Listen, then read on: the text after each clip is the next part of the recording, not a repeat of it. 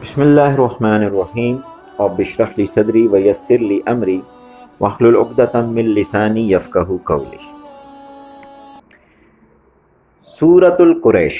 سورہ قریش مکی صورت ہے، مکہ معظمہ میں نازل ہوئی اور اس میں 4 آیات ہیں۔ اس سے پہلی والی سورت سورہ فیل تھی۔ یہ بات آپ کے علم میں ہے کہ جب سے اصحاب فیل کا واقعہ ہوا تھا تو مکہ والوں کی یعنی جو قریش والے لوگ تھے ان کی عزت مزید بڑھ چکی تھی، کیونکہ اللہ تعالیٰ نے مکہ مکرمہ میں حضرت ابراہیم علیہ السلام کو جو حکم دیا تھا کہ حضرت اسماعیل کو اپنے ساتھ لے کر کعبہ شریف کی تعمیر کریں۔ جب کعبہ شریف تعمیر ہو گیا تو حضرت ابراہیم علیہ السلام اور حضرت اسماعیل علیہ السلام نے وہاں دعائیں مانگی تھی کہ یا اللہ اب اس کی حفاظت کرنے والا بھی تو بھیج دے۔ اشارہ تھا حضور سرور کائنات صلی اللہ علیہ وسلم کو مانگنے کا۔ پھر اس کے بعد کعبہ شریف کا حج بھی شروع ہو گیا، اور زمانہ اسلام سے پہلے بھی عرب کے جو لوگ تھے وہ اس کا حج کرتے تھے، اگرچہ مشرک تھے۔ یہی تو بات تھی کہ 360 بت ان لوگوں نے بیت اللہ شریف کے اندر رکھے ہوئے تھے، لیکن اس وقت جو ان کا طواف ہوتا تھا وہ ننگی حالت میں ہوتا تھا۔ اور چونکہ مکہ مکرمہ میں کعبہ شریف واقع تھا جسے لوگ بیت اللہ کے نام سے یاد کرتے تھے اور مانتے بھی تھے، اس لیے اسی بیس پر قریش مکہ کی پورے عرب کے اندر بڑی رسپیکٹ تھی۔ جب اصحاب فیل کا واقعہ پیش آیا اور عرب میں یہ بات مشہور ہو گئی کہ اللہ تعالیٰ نے ان کو دشمنوں سے محفوظ فرمایا ہے، تو وہ اور بھی زیادہ ان کے دلوں میں اہل مکہ کی رسپیکٹ بڑھ گئی۔ اس کی وجہ سے پورے عرب، بلکہ عرب کے علاوہ بھی جو دوسرے علاقے تھے وہ قریش کی رسپیکٹ کیا کرتے تھے۔ یہ بات آپ کے علم میں ہے کہ مکہ معظمہ ایک چٹیل میدان ہے، یعنی اس کے اندر پہاڑ ہیں، پانی کی کمی ہے، نہ باغ تھے اس وقت، نہ کھیتی باڑی تھی۔ یعنی عرض کرنے کا مقصد یہ ہے کہ زندگی گزارنے کے جتنے بھی وسائل ہوتے ہیں وہ مکہ معظمہ کے اندر نہیں پائے جاتے تھے۔ اس لیے تو حضرت ابراہیم علیہ السلام نے کعبہ شریف کی تعمیر کے وقت یہ دعا فرمائی تھی کہ یا اللہ اس چٹیل میدان کو امن کا گہوارہ بھی بنا دے، اور اس چٹیل میدان کے رہنے والوں کو رزق کی فراوانی نصیب فرما دے۔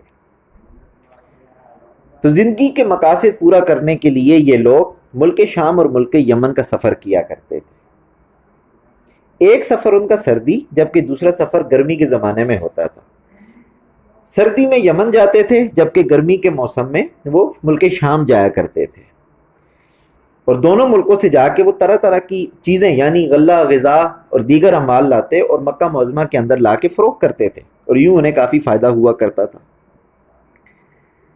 تو لہٰذا جب یہ لوگ وہاں پہنچے، یعنی یہ قافلہ قریش کا وہاں پہنچا، اور اللہ تعالیٰ نے اہل مکہ کے لیے سردی اور گرمی کے سفروں کو ظاہری بات ہے ان کے کھانے پینے اور پہننے کا ایک ذریعہ قرار دیا، اور پھر اس سے بڑھ کے کعبہ شریف کی جو عظمت تھی وہ ان کی امن کا ذریعہ بن گئی، یعنی اس اصحاب فیل والے واقعے کی وجہ سے لوگ ان کی عزت کرنے لگے۔ تو لہٰذا اس لیے اصحاب فیل کا واقعہ بیان کرنے کے بعد، یعنی سورہ فیل بیان کرنے کے بعد فوراً سورہ قریش کو ذکر کیا گیا، جس میں قریش مکہ کو یاد دلایا گیا کہ دیکھو تم 2 سفر کرتے ہو سردی اور گرمی کے اندر، تو لہٰذا یہ دونوں سفر ایسے ہیں کہ ان دونوں سفروں سے تمہیں محبت ہے۔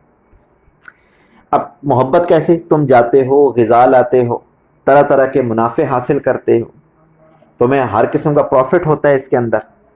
اسی طرح تم جب وہاں جہاں جہاں جگہ سے گزرتے ہو، لوگ تمہارے مختلف قبائل جو دشمنیوں کے اعتبار سے بڑے مضبوط تر سمجھے جاتے تھے، وہ کعبہ شریف کی وجہ سے تمہاری عزت کرتے ہیں، اور لہٰذا سب سے بڑی چیز کہ تمہیں غذا تو ملتی ہے، پروفٹ تو ہوتا ہی ہوتا ہے، تمہیں سب سے بڑا خطرہ کہ تم جو مال تجارت لے کر آتے ہو رستے میں کوئی لوٹ مارنا کر لے، اللہ تعالیٰ اس سے بھی تمہیں محفوظ رکھتا ہے، اور اس کی وجہ بھی صرف یہ ہے کہ لوگ کعبہ شریف کی وجہ سے تمہاری رسپیکٹ کرتے ہیں۔ تو لہٰذا اب جب تمہیں غذا بھی اللہ دے رہا ہے اور تمہیں اس خوف سے امن بھی اللہ دے رہا ہے، تو تمہارے اوپر لازم ہے کہ تم اس اللہ کی عبادت کرو جو اس کعبہ شریف کا رب ہے، اور ان 360 بتوں کو نکال دو وہاں سے۔ تو لہٰذا اگر تم اس اللہ کی عبادت کرو گے تو یہ تو شکر گزاری ہے، لیکن اگر تم اس اللہ کی عبادت نہیں کرو گے تو پھر یہ ناشکری ہے۔ اور شکر گزاری کے بارے میں فرمایا جو میری نعمتوں پہ شکر ادا کرتا ہے میں اس کی نعمتوں کو بڑھا دیتا ہوں۔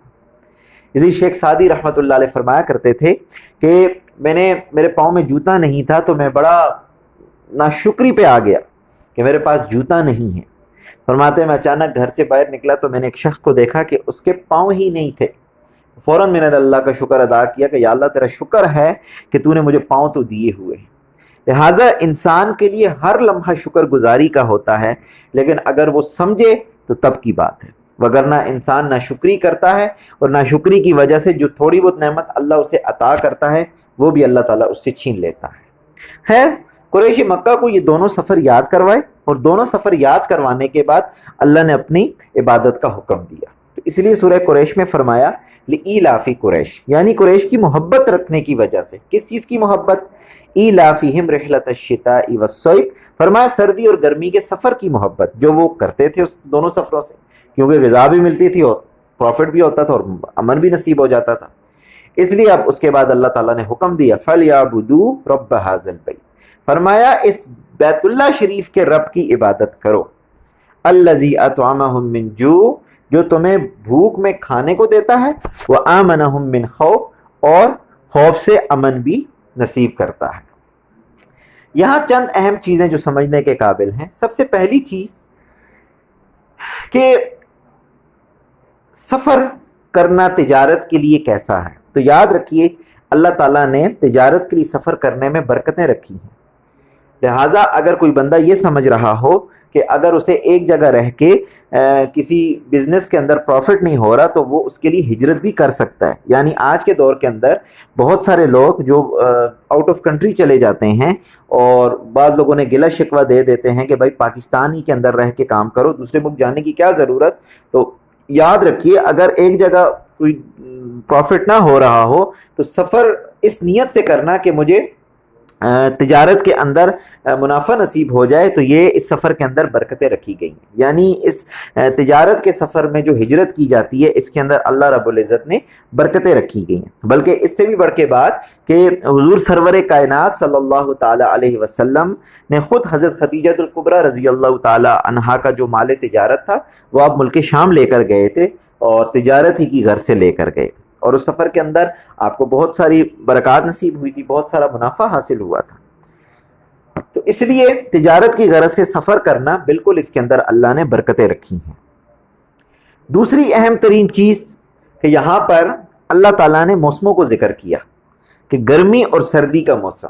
اس سے یہ بھی سمجھ آیا کہ انسان جب تجارت کے لیے سفر کرے تو اس میں موسموں کا بھی اعتبار کر لے، یعنی کس موسم کے اندر اسے زیادہ منافع ہو سکتا ہے اور کس موسم کے اندر اسے زیادہ منافع نہیں ہو سکتا، تو لہٰذا وہ موسم کا اعتبار کر کے اپنے سفر کو باقی رکھ سکتا ہے۔ تیسری اہم ترین چیز کہ جو اللہ رب العزت نے اپنی صفت ذکر فرمائی فَلْيَعْبُدُوا رَبَّ هَٰذَا الْبَيْتِ، رب ذکر فرمایا۔ رب عربی کے اندر کہتے ہیں پرورش کرنے والے کو، یعنی اللہ تعالیٰ نے یہ بتا دیا کہ تم اگرچہ تجارت کی غرض سے سفر کرو، اگرچہ تم منافع حاصل کرو، لیکن پھر بھی یہ بات بھولنا مت کہ تمہاری حقیقی پرورش کرنے والی ذات صرف اور صرف اللہ کی ہے۔ اس لیے اللہ نے یہاں پر لفظ رب ذکر فرمایا تم سب کچھ وہ کر رہے ہو، وہ تو ایک ہیلا بہانہ ہے، دنیا ہے، دنیا میں وقت گزارنے کے لیے سب کچھ کرنا پڑتا ہے، لیکن اس بات کو مت بھولنا کہ تمہارا حقیقی پرورش کرنے والا وہ صرف اور صرف اللہ ہے۔ اس لیے اللہ نے لفظ رب کو یہاں پر ذکر فرمایا، اور اس سے ہمیں یہ بھی سمجھ آ جانا چاہیے کہ انسان کے جو رزق کا معاملہ ہے وہ اللہ رب العزت نے انسان کے دنیا میں آنے سے پہلے لکھ دیا۔ اس لیے انسان جو کام اللہ کا ہے وہ اللہ کے ذمہ چھوڑے۔ انسان کا کام ہے فَلْيَعْبُدُوا، عبادت کرے۔ رب ہے پرورش کرنے والی ذات، وہ ہے، وہ انسان کو رزق بھی دے گا اور وافر مقدار میں دے گا۔ اس لیے فرمایا کہ دو چیزیں بڑی مضبوط ہیں کہ انسان اس وقت تک نہیں دنیا سے جاتا جب تک وہ دو چیزیں اسے نہ مل جائیں، ٹھیک ہے نا۔ ایک یعنی دوسرے الفاظ میں آپ یوں کہہ سکتے ہیں کہ دو چیزیں انسان کو ہر جگہ پہنچ کے رہتی ہیں، چاہے وہ کہیں بھی چھپا ہو۔ پہلی چیز رزق ہے کہ فرمایا کہ انسان کا رزق جیسا لکھا گیا ہے، جہاں لکھا گیا ہے وہاں انسان کے پاس پہنچ کے رہتا ہے۔ اور دوسری چیز فرمایا انسان کی موت ہے کہ انسان جہاں کہیں بھی ہو انسان کی موت انسان کے پاس پہنچ جاتی ہے۔ تو لہٰذا پرورش کرنے والی ذات صرف اور صرف اللہ کی ہے۔ جس اللہ نے پہلے بھی کھلایا ہے وہ اللہ آج بھی کھلا رہا ہے، اور وہ اللہ آئندہ بھی کھلائے گا۔ یہاں پر مجھے وہ واقعہ یاد آیا، حضرت سلمان علیہ السلام نے اللہ تعالیٰ کی بارگاہ میں یہ عرض کی کہ یا اللہ میں تیری مخلوق کی دعوت کرنا چاہتا ہوں، تو اللہ تعالیٰ نے فرمایا کہ نہیں کر سکتا۔ کافی ساری درخواستوں کے بعد منظوری ہو ہی گئی، اور اللہ تعالیٰ نے کہا ٹھیک ہے، کب کھلاؤ گے؟ فرمایا کہ 6 مہینے کا ٹائم دیا جائے مجھے۔ 6 مہینے کا وقت دیا گیا، اور 6 مہینے میں کھانا تیار ہونے لگا، اور وہ کھانا بھی تیار کرنے والے جنات تھے۔ اب آپ اندازہ کریں جنات چٹکی میں کیا سے کیا کر جاتے ہیں، چہ جائے کہ وہ 6 مہینے میں انہوں نے کھانا تیار کیا۔ 6 مہینے بعد جب کھانا تیار ہوا تو فرمایا کہ ایک ایسا دسترخوان بچھایا گیا جس کی لمبائی اتنی تھی کہ 1 مہینہ بندہ چلتا تو وہ دسترخوان ختم ہوتا تھا، اور اس کی چوڑائی بھی اتنی تھی کہ 1 مہینہ بندہ چلتا 1 مہینے کے بقدر تو تب وہ دسترخوان ختم ہوتا تھا۔ اس دسترخوان کو دریا سمندر کے کنارے بچھا دیا گیا۔ فرمایا جب اس پہ سارا کھانا رکھا گیا، حضرت سلمان علیہ السلام وہیں پر کھڑے تھے، فوراً ایک مچھلی نمودار ہوئی پانی سے۔ اس نے کہا سنا ہے سلمان تو نے اللہ کی مخلوق کی دعوت کی ہے؟ تو آپ نے فرمایا ہاں۔ تو کہنے لگی مجھے بھوک لگی ہے۔ آپ نے فرمایا ذرا ٹھہر جا اور بھی آ جائیں، پھر سب مل کے کھا لیں۔ فرمایا نہیں مجھے بھوک لگی ہے۔ تو آپ نے فرمایا چھوٹی سی مچھلی ہے، کتنا کھائے گی؟ آپ نے فرمایا جا کھا لے۔ حدیث شریف کے اندر آتا ہے اس مچھلی نے دسترخوان کے ایک کنارے پہ منہ رکھا اور سارے کا سارا کھانا جو 6 مہینے میں تیار ہوا تھا ایک لقمے کے اندر کھا گئی، اور دوبارہ واپس آئی اور کہنے لگی سلمان آج پہلا موقع ایسا بنا کہ میں بھوکی رہ گئی ہوں۔ حضرت سلمان علیہ السلام پریشان ہو کے کہنے لگے اللہ کی بندی تو اتنا سارا کھانا کھا گئی ساری مخلوقات کے لیے جو میں نے بنایا تھا، اور تو کہہ رہی میں بھوکی رہ گئی ہوں، کیا مطلب؟ تو وہ مچھلی کہنے لگی سلمان یہ تو میرا ایک نوالا تھا جو تو نے 6 مہینے میں تیار کیا تھا، ایسے 3 نوالے میرا اللہ روز مجھے کھلاتا ہے۔ سبحان اللہ، یہ اللہ رب العزت اپنے رب ہونے کا ثبوت دیتا ہے، وہ پرورش کرتا ہے۔